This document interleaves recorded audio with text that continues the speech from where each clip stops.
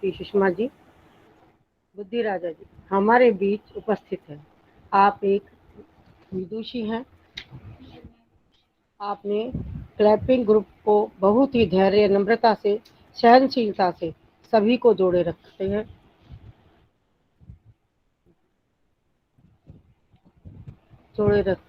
साथ ही आप समूह में जन्मदिन, वैवाहिक वर्षगांठ पर वेद मंत्रों, बधाई गीत द्वारा आशीर्वाद देकर सभी का आनंदित करती हैं, जिसके लिए आपको बहुत बहुत साधुवाद।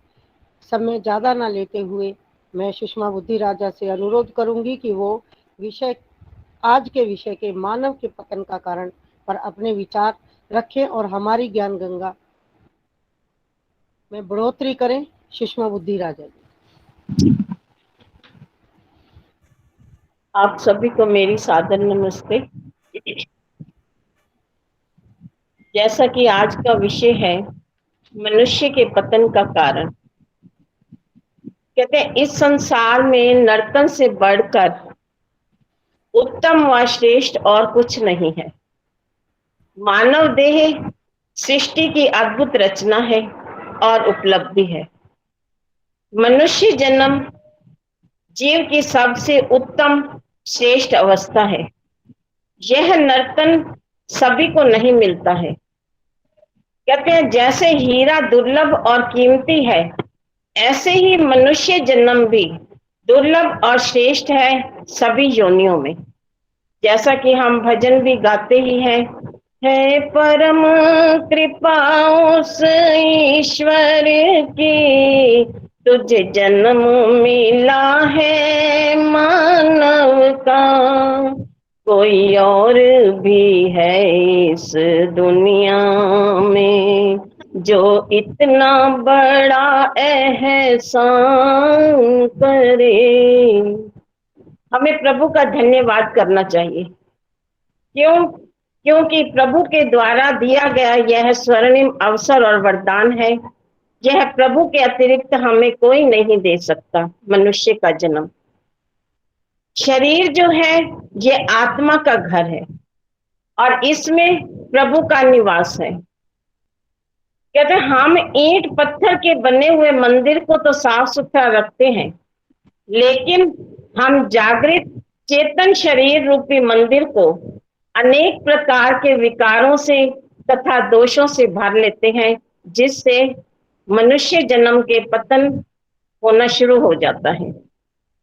कहते हैं धर्म शास्त्रियों ने 5 बड़े विकार बताए हैं मनुष्य के पतन के: काम, क्रोध, लोभ, मोह और अहंकार। कहते हैं वैसे तो प्रत्येक विकार जो है मनुष्य का पतन करने वाला है, लेकिन अहंकार, जिसे हम सामान्य रूप से घमंड कहते हैं, वह सबसे बड़ा शत्रु है मनुष्य की उन्नति में है और बाधक है प्रभु मिलन की राह में। महात्मा प्रभु आश्रित जी लिखते हैं, मन का अंधेरा किससे होता है? मन का अंधेरा अहंकार से होता है। कई बार हम देखते हैं मनुष्य श्रद्धालु भी है, ज्ञानवान भी है, संयम भी रखता है, लेकिन अहंकार से सदा अकड़ा रहता है, जिससे क्या होता है उसका मन जो है हमेशा पवित्र रहता है। आइए सोचें, विचारें, यह अभिमान है क्या? कहते हैं जब मनुष्य यह अनुभव करने लगता है कि मैं किसी गुण विशेष में दूसरों से आगे हूं, अन्य लोगों की बुद्धि कम है लेकिन मुझ में ज्यादा है, मेरे जैसा और कोई है ही नहीं, इन विचारों के कारण मनुष्य जो है वो अहंकार का शिकार होता है। जब मनुष्य अहंकार का शिकार हो जाता है, क्योंकि उसके अंदर मैं अहम अहम ही रहता है, जब वह इसका शिकार हो जाता है तो वो असंतुलित हो जाता है। वह ना तो ठीक से सोच पाता है और ना ही ठीक करता है और ना ही ठीक कहता है। कहते हैं वैसे तो संसार के सब प्राणियों, पशु पक्षियों में काम, क्रोध, लोभ, मोह और अहंकार है तो सही, लेकिन वह बड़ी सीमित मात्रा में है। मनुष्य में सबसे अधिक है, जिसके कारण उसका पतन होता है। कहते हैं, शेर भेड़िया आदि क्रोधी हैं, मगर उनका क्रोध दो चार जानवरों को मार करके पूरा हो जाता है। वह अपने स्वार्थ, पेट पूर्ति के लिए हिंसा करते हैं। कुत्ता लोभी है, वह भी अपने पेट की पूर्ति के लिए यह सब कुछ करता है। पशु पक्षी, कहते हैं, चींटी तक अपने अन्नों की रक्षा का मोह रखते हैं। जब पक्षी अपने पर निकाल लेता है तो माँ बाप का मोह नहीं रहता। ऐसे ही पशुओं का भी होता है। लेकिन मनुष्य एक ऐसा प्राणी है, उसको मोह इतना है कि बुढ़ापे तक भी उसका मोह पुत्र पौत्र परपोते दोते परदोते तक बढ़ता जाता है। ना तो उसकी कामनाओं की हद होती है और ना ही क्रोध की होती है। क्रोध में तो वह इतना वो हो जाता है, पागल हो जाता है कि सल्तनतों को मार मुकाता है। और लोभ इतना होता है कि कभी भी कितना ही धन धान्य उसे मिल जाए, लेकिन उसको कभी वो न संतोष नहीं होता, वह रजता नहीं है। ऐसे ही अहंकार, अहंकार ऐसा कि सब चीजों में, कर्म में, भक्ति में, जप में, तप में, ज्ञान धन आदि सब प्रकार की गुण कर्म में अहंकार रखता है। प्रभु मिलन में यह बाधक है। इसी कवि ने बड़ा सुंदर लिखा है, जे तू नेड़े जाना चाहे भगवान दे, भगवान दे, पंजावेरिया नु नेड़े भी ना आन दे, ना आन दे। काम क्रोध लोभ मोह अहंकार न करी वे मन याद रखी। इसलिए कवि कहता है, अगर मनुष्य जन्म को सफल बनाना है, मनुष्य जीवन को, तो ये 5 चीजें तुम्हें छोड़नी पड़ेगी। क्योंकि जब मनुष्य अभिमानी हो जाता है तो उसे अनेक प्रकार के दुख संकट झेल लेते हैं और वह अपयश का भी भागी बन जाता है। किसी संत ने बड़ा सुंदर कहा है, मनुष्य को डूबने के लिए एक ही कारण काफी है और वह है अहंकार। कहते हैं, मनुष्य धन संपत्ति का लोभ तो छोड़ सकता है, लेकिन अभिमान को छोड़ना उसके लिए सरल नहीं है। वैसे देखा जाए तो अहंकार करना चिपले व्यक्तियों का काम है।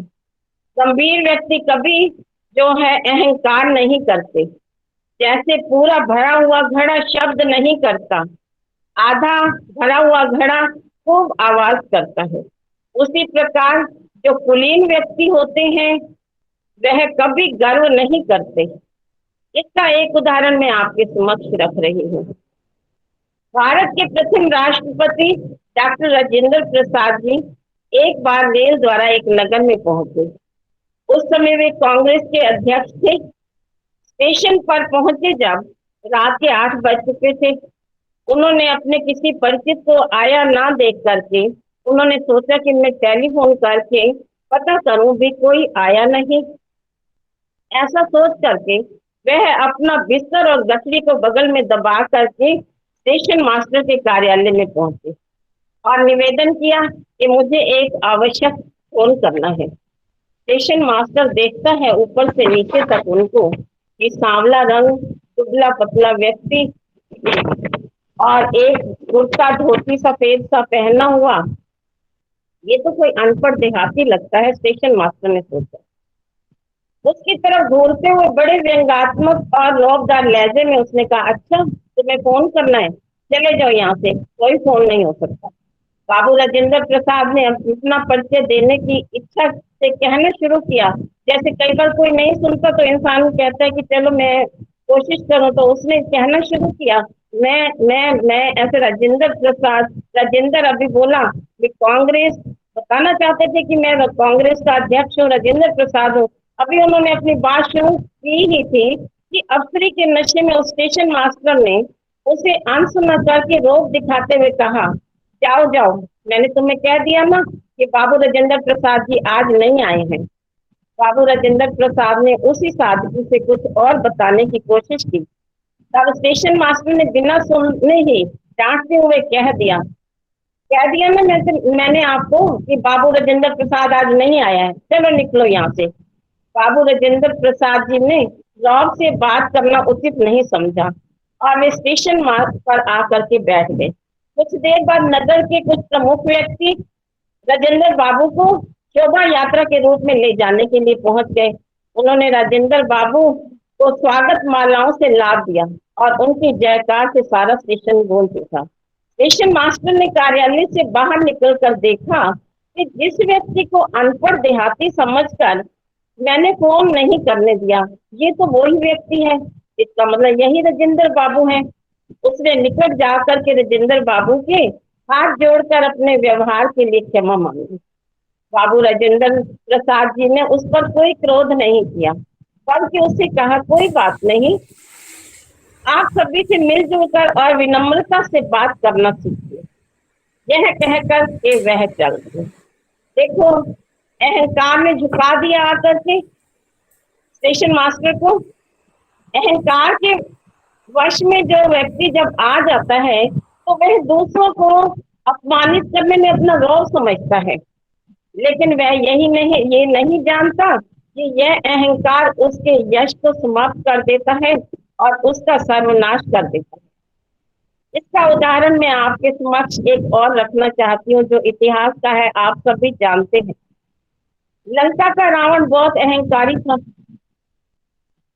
वह अयोध्या के राजा श्री रामचंद्र जी की पत्नी सीता जी को उठाकर के ले गया।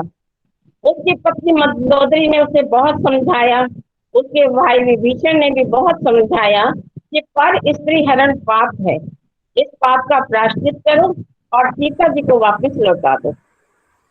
परंतु अपनी शक्ति और सत्ता के मद में उसने किसी की बात नहीं सुनी। अंततः क्या हुआ, उसे मृत्यु का ग्रास बनना पड़ा। कबीर जी बड़ा सुंदर लिखते हैं, कबीरा काह गर्भिए काल गहे करके ना जाने का हमार सी के करके पड़ते। ये मनुष्य तो अहंकार किस बात का करता है। यह जीवन तो क्षण भंगुर है, किसी को नहीं पता मृत्यु कब उसे कहाँ आकर के दबोच ले। ऐसे ही एक बार धृतराष्ट्र जी के पास विदुर जी बैठे थे, तो धृतराष्ट्र ने विदुर जी से पूछा, हे विदुर, वेदों में तो मनुष्य की 100 साल की आयु वाला कहा गया है, लेकिन मैं देख रहा हूँ कि क्या कारण है मनुष्य को 100 साल की आयु होते हुए भी इस जगत में संपूर्ण आयु को नहीं भोग पाता। तो विदुर जी ने बड़ा सुंदर उत्तर दिया, हे राजन, अति अभिमान के कारण अति वाद विवाद करना, त्याग न करना, क्रोध करना और मित्र द्रोह, ये तीक्ष्ण तलवारें हैं जो प्राणियों की आयु को काटती हैं, मृत्यु नहीं काटती। ये 100 वर्ष की आयु को नहीं भोगने देती हैं, ये अभिमान जो है। अब और उदाहरण सुन लो। अभिमानी दुर्योधन को जब श्री कृष्ण ने कहा, जब उन्होंने 5 गांव मांगे तो उन्होंने कहा, मैं एक सुई की नोक भी नहीं दूंगा। तो कृष्ण जी ने दुर्योधन से कहा, दुर्योधन, तो इतना अभिमान मत कर, तूने जिस मार्ग को पकड़ा है वह तुझे विनाश की ओर ले जाएगा और तुझे पीछे पछताना पड़ेगा। तुम तो गुरु द्रोणाचार्य के शिष्य हो, तुमने धर्म का ज्ञान प्राप्त कर रखा है, फिर सोचो तुम क्या कर रहे हो। दुर्योधन ने उत्तर दिया, जानामि धर्मम ना च मे प्रवृत्ति। हे कृष्ण, मैं जानता हूँ धर्म को भी, अच्छा क्या है बुरा क्या है, परंतु मेरी धर्म में प्रवृत्ति नहीं है। आप सोचो यह किसकी भाषा है, यह अहंकार की भाषा ही है। ऐसी भाषा बोलने वाला व्यक्ति यही सोचता है कि मैं ठीक हूँ। जैसे देखते हैं हम प्रतिदिन कई बार आंधियां तूफान चलते हैं, जैसे कोई पेड़ अकड़ा हुआ खड़ा होता है तो आंधी आकर के कैसे उसको गिरा देती है और वह पृथ्वी पर गिर पड़ता है और बिखर जाता है। कहते हैं तब वहां लहलहाती नन्ही घास मुस्कुरा कर कहती है कि स्वामी को यह अकड़ पसंद नहीं है। यही अकड़ तो हमारे पतन का कारण बनती है। कई बार मनुष्य अपने शारीरिक बल और सौंदर्य पर भी बहुत अभिमान करता है, लेकिन मनुष्य तो सोच, तेरे से बल अधिक तो पशुओं के पास भी है, फिर तो किस बात का अभिमान करता है। और यौवन और सुंदरता, यह भी टिकने वाली नहीं है, यह भी चली जाती है। और धन ऐश्वर्य, यह तो है ही नहीं स्थायी, तो फिर किस बात का अहंकार करता है। कोई वस्तु ऐसी नहीं है जो टिकने वाली है इस संसार में।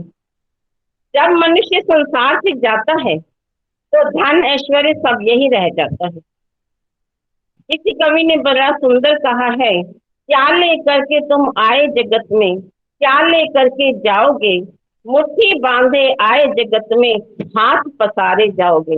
इसलिए मनुष्य यह ध्यान रखो, जिस बात का हम गर्व करते हैं, अहंकार करते हैं धन का, वह धन भी हमारे अंदर आने वाला, हमारे पास टिकने वाला नहीं है।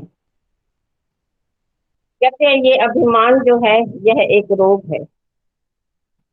हर बीमारी का इलाज है तो अभिमान का भी इलाज जरूर होगा। तो इसके लिए इसका क्या इलाज है? सबसे प्रथम है इसका विनम्रता। जैसा कि मैंने पहले आपको राजेंद्र बाबू जी का प्रसंग सुनाया है, उन्होंने यही तो कहा था उस स्टेशन मास्टर से कि अपना व्यवहार विनम्रता से रखो। मन में अहंकार अगर आए तो सोच लो कि मेरे मन में यह विचार कैसे आया। मेरे से अधिक विद्वान, धनवान, बलवान, सौंदर्यवान, ज्ञानवान अनेक व्यक्ति हैं। अगर हम यह सोचेंगे तो हम अहंकार पर विजय पा सकते हैं। और एक और उपाय भी है, हम अपने से ऊंचे व्यक्ति को देखें तो हमें पता चलेगा हमारी स्थिति औरों से कितनी नीचे है। अहंकार से बचने का एक कारण ये भी है कि जब हम मनुष्य निश्चय कर लेता है कि मुझे ये अपने आप को, अपने मन को संयमित करना है, अहंकार को अपने मन में नहीं आने देना।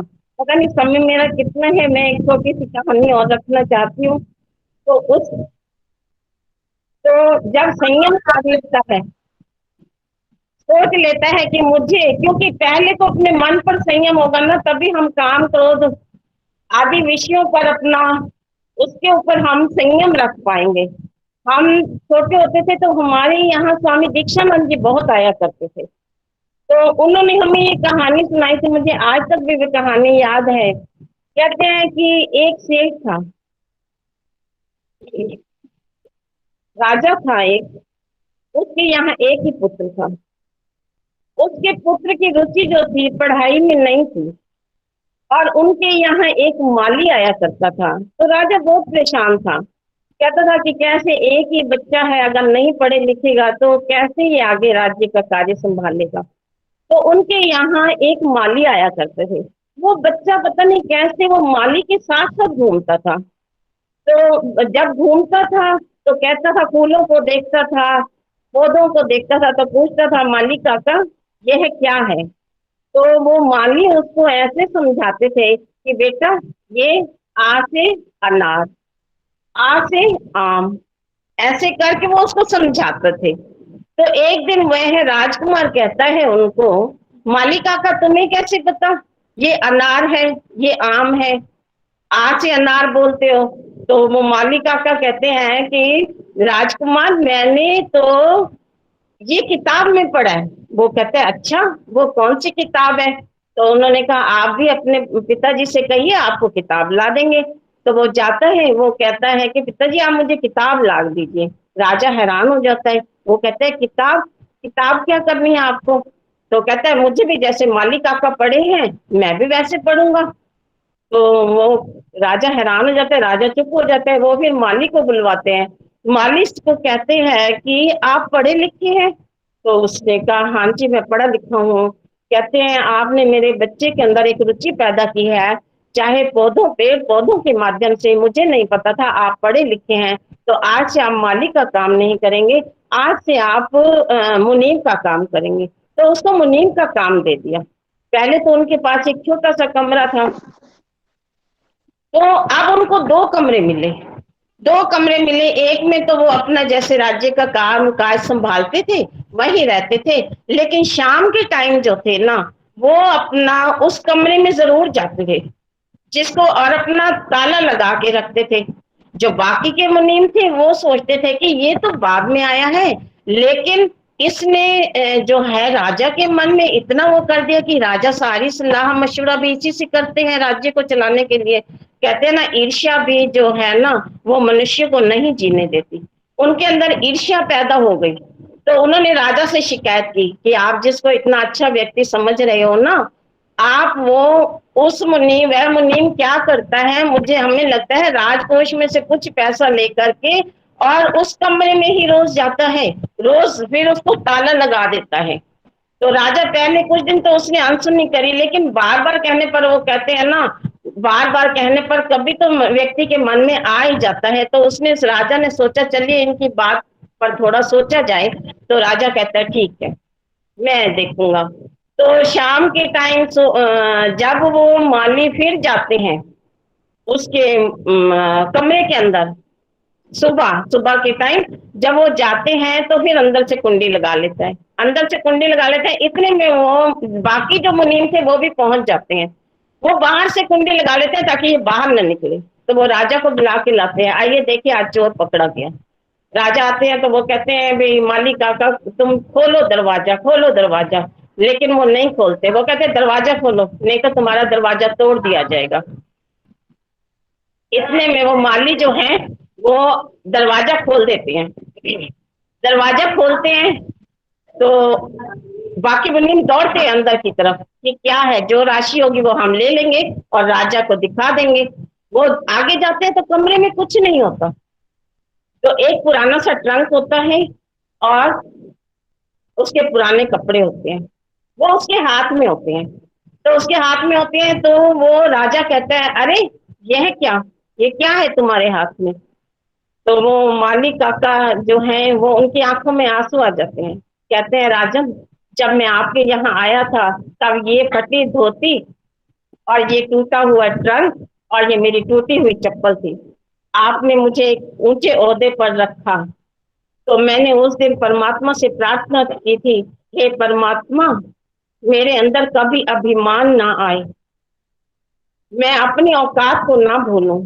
इसलिए मैं प्रतिदिन इस कमरे में अवश्य आता हूँ और इन अपने कपड़ों को और इस ट्रंक को देख करके जाता हूँ, ताकि तुम्हारा धन ऐश्वर्य देख करके मैं कभी किसी लोभ, लालच या अभिमान में ना आ जाऊं। जब उसने ऐसा कहा तो राजा की आंखों में आंसू आ गए। राजा ने उसे अपनी छाती से लगा लिया और उसे एक और ऊंचे ओहदे पर बिठा दिया। देखो, जब एक संसार का राजा उसे एक ऊंचे ओहदे पर बिठा सकता है, तो वह परम पिता परमात्मा के हम बच्चे हैं। अगर हम भी इसी तरह से अभिमान को छोड़ेंगे तो वो पता नहीं हमें किस जगह पर बिठा देगा। तो अब अंतिम में जो है, समय शायद भागता जा रहा है, अंत में मैं बताना चाहती हूँ कि कहते हैं कि कई बार हम किसी को कहना चाहते हैं कि हमारी बात सुनो, लेकिन वो हमारी बात सुनने समझने के लिए तैयार नहीं होते। तो कहते हैं सत्संग जो है ना, सत्संग सबसे बड़ा अच्छा माध्यम है किसी को समझाने का। देखियो, समझने के लिए सत्संग से ही कईयों के जीवन सुधरे हैं। देख लो अपने महात्मा मुंशी राम जी को, भक्त अम्मीचंद जी को, सत्संग से ही तो उनका जीवन बदला। जब स्वामी दयानंद जी ने कहा अरे अम्मीचंद तुम हो तो हीरे लेकिन कीचड़ में पड़े हुए हो, इस वाक्य ने ही उनकी काया पलट दी और महात्मा मुंशीराम जो शिष्यर्धानंद बन गए। तो ये सत्संग में हमें जरूर जाना चाहिए, क्योंकि हम कई प्रेरणाएं लेकर के आते हैं जिससे कि हम अपने जीवन को आगे उन्नति की ओर ले जा सकते हैं और अपने मनुष्य जन्म को सफल बना सकते हैं और इन काम, क्रोध, लोभ, मोह और अहंकार के ऊपर विजय पा सकते हैं, जिससे कि हमारा जीवन पतित होने से बच जाता है। एक छोटा सा भजन मैं सत्संग के ऊपर रखने जा रही हूँ। सत्संग वाली नगरी चल रे मना, सत्संग वाली नगरी चल रे मना, इस नगरी में ज्ञान की गंगा जो भी नहाए हो जाए चंगा, माल माल के हो निर्मल रे मना, सत्संग वाली नगरी चल रे मना, सत्संग वाली नगरी चल रे मना, सत्संग के हैं अजब नजारे, बहुत सुहाने बहुत ही प्यारे, पास सुख शांति का फल रे मना, सत्संग वाली नगरी चल रे मना, सत्संग का ये असर हुआ है, बाहर से सब बदल गया है, अंदर से तुम बदल रे मना, सत्संग वाली नगरी चल रे मना। सत्संग एक अनोखी गंगा है जिसमें नहा कर के हम अपने सारे गलत कार्यों से छूट सकते हैं, सभी विकारों से बच सकते हैं। विजय रानी शर्मा जी का और आदर्श मेहता जी का दोनों बहुत का सुंदर बहुत बहुत सुंदर प्रवचन, बहुत समय दिया।